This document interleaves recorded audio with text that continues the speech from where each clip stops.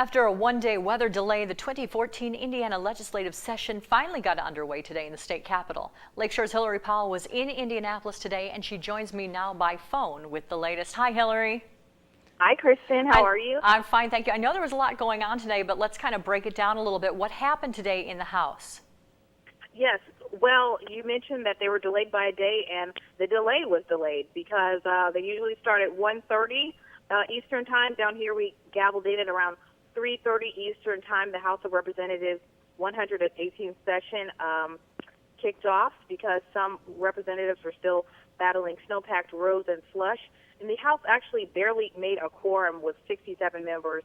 After they gavelled in, House Speaker Brian Bosma made it a point of turning the mic over to a local lawmaker from Northwest Indiana, and members got to hear from Democratic leader Scott Pelath, and he had some remarks for caucus goals for the 2014 legislative session. He spoke for about 8 minutes, and he actually had a standing ovation, and he talked about the economy, jobs, Hoosier households, and what could really make them stronger economically, and he proposed giving 1,000 STEM graduates from local colleges 5 years of income tax-free after graduating from college, and that really hit a point with a lot of local lawmakers.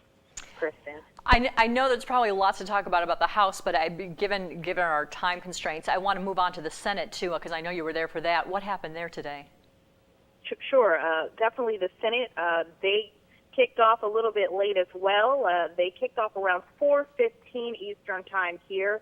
That's when they heard a gavel go off, and State Senate President Pro Tem David Long and fellow legislators gathered, and a welcome sight was Senator Ed Charbonneau of Valparaiso. He was the last senator to arrive. He actually arrived after the gavel went off, but he helped them reach their quorum, of course.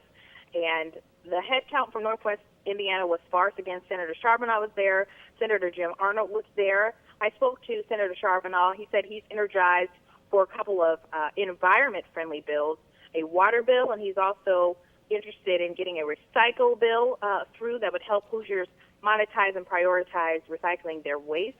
And he's working up some of that legislation as we speak to meet an extended deadline for Senate legislators to get some of those bills in by Monday at 4 p.m. So he's still working hard on that.